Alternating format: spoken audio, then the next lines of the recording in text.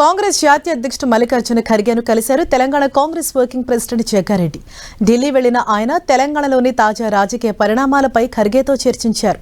అలాగే తెలంగాణలో ఖాళీ అయిన రాజ్యసభ స్థానాలపై కూడా చర్చించారు.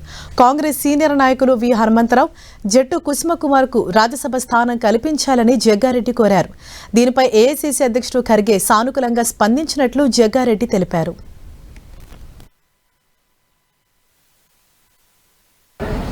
రాజ్యసభ తెలంగాణలో 2 రాజ్యసభలు ఉన్నాయి కాబట్టి ఖాళీ అయినాయి కాబట్టి ఆ రాజ్యసభలకు సంబంధించి నేను గతంలో అక్కడ హైదరాబాద్లో సీఎం రేవంత్ రెడ్డి గారితో కూడా మాట్లాడినా, పీసీసీ ప్రెసిడెంట్ గారితో కూడా మాట్లాడినా, అట్లాగే నటరాజన్ ఇన్ఛార్జ్ గారితో కూడా మాట్లాడడం జరిగింది.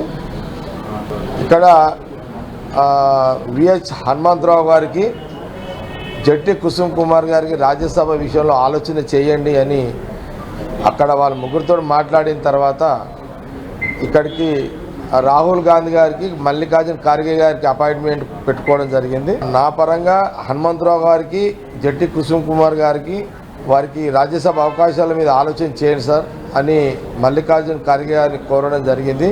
కూడా సానుకూలంగా లెటర్లన్నీ చదివి విన్న తర్వాత వారు ఇది కమిటీలో చర్చకు మేము చర్చించడం జరుగుతుంది అనే ఒక మాట వారు చెప్పడం జరిగింది.